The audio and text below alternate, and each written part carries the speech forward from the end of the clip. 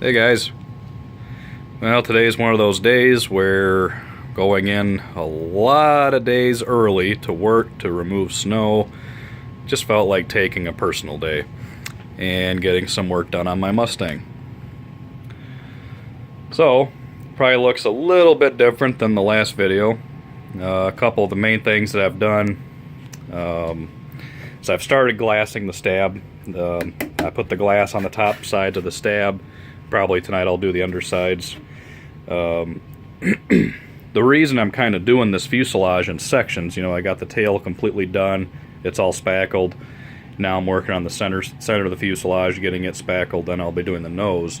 The reason I do it like that is now, even though I'm still doing work up here and in the nose, every night before I go to bed, I can glass something. So at least get it done. So kind of keeps the process moving along a little bit. So before I even get everything up here finished, I'll probably have everything glassed to this point. That's the nice thing about doing glass, is you can do it in pieces, and then once the entire fuselage is done, then I can glass everything from here forward. So the fin and back part of the fuselage will completely be glassed before I do the rest of it. I've just recently got done doing the wing fillets right here and the top deck right here where the canopy fits over. As you can see, this is all really nice and smooth, blends into the fuselage. This used to be just a piece of wood glued right to the top of the fuselage, and it was god-awful ugly. So I just took the the Red Devil spackle with the knife and just kind of smeared it on there all the way around, and then let it dry for about a day or so, then just sanded it nice and blended it in with the fuselage. So now when the canopy fits on there, the canopy literally touches every single part of the fuselage up here. So when I actually attach the canopy, it's going to be very firm.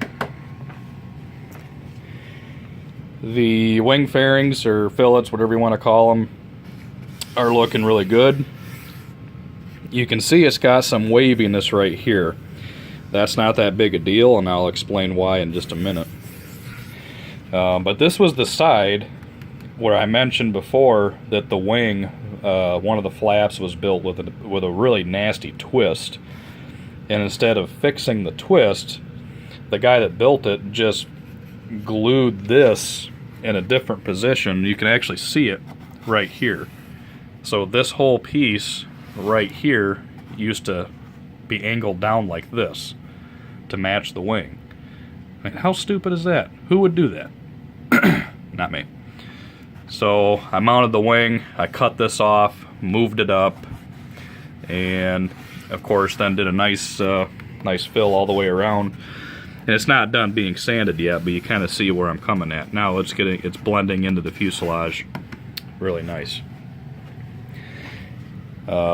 Same thing up in the front. It all blends in really good now. But this area right here being rough, not a big deal.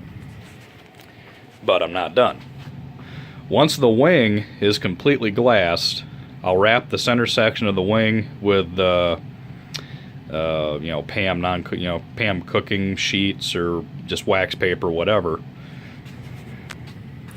Then what I'm going to do is, using that same spackle, is put a nice thick bead of it all inside of here, all the way back. I'll mount the wing, get it all tightened up, and of course it's gonna ooze it out in a lot of areas, which is fine, and it's gonna completely fill in that gap.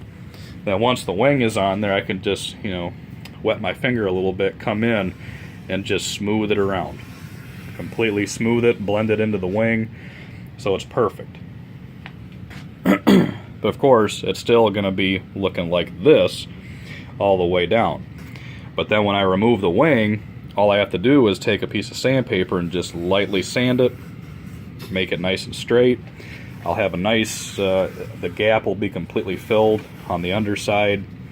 Then when I glass the fuselage, I'll just overlap the glass to go inside here, because this by itself is not very strong. It's got to have, you know, the resin or the glass over it to make it nice and strong.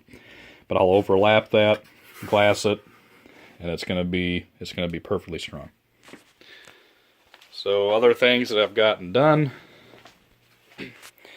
the rudder and elevators are all glassed. And these are ready for primer. As you can see, they're nice and smooth. And doing the opposite of what I did on the wing by not completely getting all this nasty off of there, as you can see, really doesn't matter. You know, it turned out just fine. You know, all smooth, it's not going nowhere. You could even see the areas where I had to cut the little panels out to put the hard points in the elevators. You know, all perfectly smooth, everything blended, absolutely beautiful. So, so progress is good. Oh yeah, I think I mentioned before that I bought a new canopy from Fiberglass Specialties, or Specialists, however they're called. And this canopy is so nice. So you can see, when I push it down on there, it seals all the way around. And now that I made a fillet all the way around here, it hugs that fuselage so good. I could not be happier. The only downside to this canopy was it didn't come with like the molded line where you're supposed to cut it. So I had to get creative. It does have these details right here and along the front and back, but it didn't have a line here where you're supposed to cut it. So I had to come up with my own, which took a little bit of time to get it right, but try to get it all in the shot here. But now it really looks good. I mean, look at this canopy. It's got the nice shape to it. And look at the one that came off there. It's in the dumpster, but I mean, look at that. It's just a big round, you know, that's not a P-51 canopy by any stretch of the imagination. It almost looks more like a Super Chipmunk canopy. So I could have reused that. I could have polished it and cleaned it up, but that looks 100 times better. So I'm at the stage now where I can go ahead and fill the fuselage. I can spackle it from here all the way up to the front of the wing saddle, get all that nice and smooth. Then I'm going to start working on the nose, getting this old firewall out of here. The way I'm going to do that, I call it a wiggly tool, but just about every tool brand makes an oscillating tool. Of course, that's why I call them the wiggly tool, because they sit there and they wiggle. But I can angle the blade and get it in there, and I can cut this out. It doesn't have to be perfect. I just need to cut it out of there on both sides. I don't think I'm going to use this as a template at all. It's really not usable. But I'm going to laminate a couple pieces of excuse me, of 1/8 inch balsa, and use that as my template for the new firewall, which is going to sit right about here.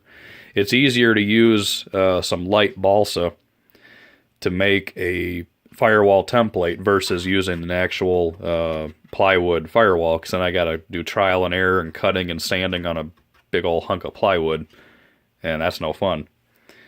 But once I get the balsa template fitted in there, then I just trace it onto my actual firewall, and in it goes. So that's going to be extremely easy. As you can see, this side did the same thing. Fillet looks really nice. Got a little bit of a cold going on. I don't know where a lot of you guys live, but up here in Michigan right now, I think we're at about 5 below zero. So it's pretty cold, and I've been out every morning doing snow at 4 o'clock. So yeah, I come down with a little bit of a cold. Oh well. So yeah, it's looking good. I just wanted to show you a little bit of the progress. Trying to think, what am I going to do next here? Even though I took the day off so I could get a little bit of work done on it, I don't think I'm going to do a whole lot to it today. But we'll see how it goes. And it's hard to see, but you can see where the glass has come up to this area here. And you can see in this spot right here where a lot of the spackle is. Once the glass is on there, I mean, I can't even dig my fingernail into there. It is rock solid.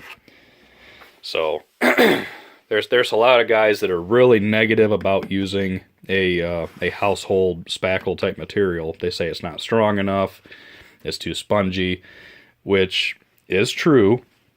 Yes, it is true. If I was going to cover this airplane in monocoat, this would not work, because as soon as I introduced a hot iron to this, it would deform all of this, and it would just ruin it. But for a plane that's being glassed, it's going to be just fine. So there you have it. It's looking good. It's still a thorn in my side, but we're getting there. All right, when I get some more work done, I'll bring you back. Later.